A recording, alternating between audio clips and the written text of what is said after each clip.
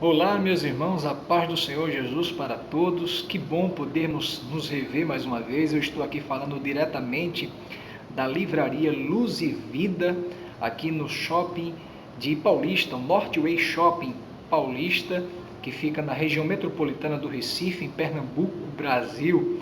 E eu quero de antemão já agradecer a todos aqueles que participam deste canal do YouTube, justamente que é o Minuto de Educação Cristã na Web. É isso mesmo, Minuto de Educação Cristã na Web. É um canal que nós temos procurado contribuir de alguma maneira para os nossos queridos professores de escola dominical e todos aqueles que militam na educação cristã, como também a todos aqueles que gostam de ouvir a palavra de Deus. Nós temos durante alguns dias e semanas meditado um pouco nesta lição aqui, exatamente a lição da CPAD de jovens, que é justamente na faixa etária de 18 a 25 anos, que tem tratado um pouco sobre família. Na semana passada nós tratamos sobre os deveres do marido e hoje nós iremos falar um pouco sobre a responsabilidade, sobre o compromisso justamente não só do marido, mas agora da esposa. Está aqui, ó, a lição de número 7, o papel da esposa na família, o papel da esposa na família, que coisa maravilhosa. Eu percebo que não basta apenas marido, mulher e filhos terem uma determinada missão na sua família. O mais importante é eles estarem cientes da responsabilidade que o próprio Deus estabeleceu. Muitas vezes existe uma certa confusão nos nossos dias quanto aos papéis de marido, os papéis de mulher, os papéis dos filhos, e acredito que a melhor forma de nós dizimarmos essas dúvidas é recorrermos à palavra de Deus, à Bíblia Sagrada. Certamente Deus estabeleceu os parâmetros da nossa família, e quando a nossa família está embasada, está nos parâmetros da palavra de Deus, certamente essa família tende a crescer, tende a amadurecer, tende a ser abençoada por Deus e experimentar o melhor de Deus na sua vivência, na sua convivência. Queridos, a lição de hoje ele vai tratar um pouco sobre justamente a função da esposa como adjuntora. No começo da lição, ela vai tratar um pouco sobre a primeira esposa, né? A gente percebe que a esposa, ela de fato veio coroar a criação de Deus, juntamente com o homem, obviamente, mas a esposa foi também um grande presente que Deus deu ao homem e que Deus deu à humanidade. É importante perceber o quanto é importante o homem ter uma esposa. A Bíblia diz, não é bom que o homem esteja só, far-lhe-ei uma adjuntora que lhe seja idônea. Então, querido jovem, querido rapaz, a não ser que você tenha determinado viver o celibato, ou seja, viver solteiro, se você deseja casar, você precisa realmente de uma esposa idônea, de uma esposa sábia, que cumpra realmente o seu papel como esposa. E você que é jovem, que deseja um casamento e ser uma esposa abençoada, procure consultar a palavra de Deus e com certeza nesse domingo aí vamos ter uma lição maravilhosa para tratar, tanto para as moças, como também servir de referencial para os rapazes, assim também compreender aquilo que a Bíblia diz. Então a lição começa, o comentarista tratando sobre Eva. E ele vai dizer que a maneira mais sagaz que Satanás tentou usar para derrubar Adão, para destruir a comunhão de Adão com Deus, foi justamente atacando a sua esposa. Porque atacando a esposa, vulnerabilizando a esposa à desobediência para com Deus, ela certamente estaria também vulnerabilizando Adão se ele assim não vigiasse. Foi o que aconteceu. Eva de fato errou, Eva foi tentada por Satanás a comer do fruto do conhecimento do bem e do mal, que era o fruto proibido.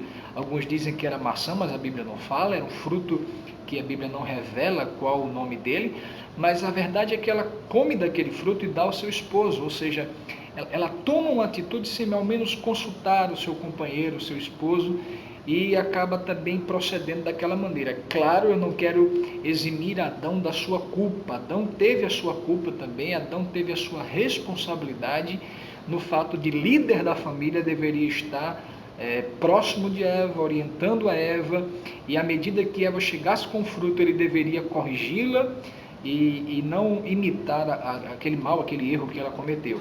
Então vai começar a tratar sobre esse princípio aqui da primeira esposa. Mostra que a Eva, ao cair, ela sofreu, também como Adão sofreu, algumas consequências. A Bíblia diz que ela passaria a ter maior aumento de dores no seu parto. Alguns ficam conjecturando que será que ela teve filhos antes da queda do pecado, porque teria as suas dores de parto aumentada. Eu particularmente acredito que não. Aí você pode perguntar, e como é que pode ela ter as dores de parto assim aumentadas se ela nunca teve dor? Bem, potencialmente ela teria dor. Então essa dor em potencial que ela viria a ter, simplesmente Deus estabeleceu que fosse maior. Não vejo nenhum problema quanto a isso. Mas a gente percebe que Eva, a esposa de um modo geral, a mulher, ela foi estabelecida por Deus com um grande privilégio que o homem não tem. Ela tem a capacidade de gerar filhos, ela tem a capacidade de ter durante meses dentro de si uma vida humana, e isso é maravilhoso, né? Para uma mãe poder de fato experienciar um momento tão importante quanto esse. Domingo passado foi o Dia das Mães, e quantas mães celebraram o fato de poder gerarem um filho. Então Deus deu esse privilégio à mulher, e de fato é um privilégio que a mulher tem, e ao mesmo tempo esse privilégio ajuda de certa forma a ela ter uma capacidade de certa forma maior de influência com os filhos. É verdade, muitas vezes a mãe tem aquela maneira, aquela habilidade bem maior de lidar com o filho. Quantos filhos até já grandinhos, com seus 7, 8, 9 anos, na hora de dormir, ele pode passar o dia todo brincando com o papai, mas na hora de dormir procura a mãe. A mãe dá aquela ideia de segurança, aquele carinho importante. Então a mãe, ela tem esse detalhe a mais para a criação dos filhos. Em parceria com o marido, a mulher tem a responsabilidade de educar os seus filhos. Em Provérbios, a Bíblia diz que a mulher sábia, ela edifica, ela constrói, ela promove o crescimento da sua casa. Quantas vezes o marido ele está até meio equivocado, mas a mulher, com muita sabedoria, com muita habilidade, consegue muitas vezes aconselhar o seu marido, ajudá-lo, orar por ele e fazer coisas tremendas, maravilhosas no seu lar. Então, você que é mãe, você tem a autoridade de Deus para criar seus filhos, para admoestá-los no temor do Senhor. Outra coisa importante, a responsabilidade da mulher, ela tem uma responsabilidade muito importante para com o marido. Veja o que diz aqui em 1 Pedro, no capítulo 3, versículo de número 1. Semelhantemente, vós mulheres, sede submissas aos vossos próprios maridos, para que também, se algum não obedece à palavra, pelo procedimento de sua mulher, seja ganho sem palavra. Que coisa tremenda! A mulher tem um poder de influência extraordinário na vida do marido.